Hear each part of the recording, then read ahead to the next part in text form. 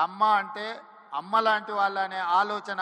అమ్మ అంటే ఆకలి మీద వచ్చిన ఏ కొడుకునైనా ఎవరినైనా కడుపు చూస్తుంది, ఆకలితో ఉన్నాడేమో ఏమైనా పెడదాము అని. అందుకే కమ్మవారు భూమిని నేలను నమ్ముకొని వ్యవసాయం చేసి మట్టిలో నుంచి బంగారాన్ని తీసే పంటలు పండించి 10 మందికి సాయం చేసే కమ్యూనిటీ కమ్మ కులం. అందుకే ఒక సినిమాలో కొండ మీద అమ్మోరు కొండ కింద కమ్మోరు అని అన్నారు. నేను మామూలుగా మా మిత్రులతో అంటుంటా, కమ్మాస్ ఎక్కడున్నారో మనం గుర్తుపట్టాలంటే పెద్ద రీసెర్చ్ చేయాల్సిన అవసరం లేదు. సారవంతమైన నేల, సమృద్ధిగా నీళ్లు ఎక్కడ ఉంటాయో ఎత్తుకుతే అక్కడ తప్పకుండా కమ్మాస్ ఉంటారని చెప్పి, అది ఇవాళ కర్ణాటక అయినా, తమిళనాడు అయినా, తెలంగాణ అయినా, ఆంధ్రప్రదేశ్ లో అయినా ఎక్కడ చూసినా సారవంతమైన నేలలుండి మంచి పంటలు పండించగలిగిన, మంచి పంటలు పండుతాయన్న భూమి ఉన్న ప్రతి దగ్గర కమ్మ సోదరులు అక్కడ ఉంటారు. వాళ్ళ ఆలోచన ఎప్పుడు కష్టపడాలి, పంటలు పండించాలి, 10 మందికి ఉపయోగపడాలి, 10 మందిని ఆదుకునే ఆలోచన చెయ్యాలి అనేదే ఆ సామాజిక వర్గ నేపథ్యం.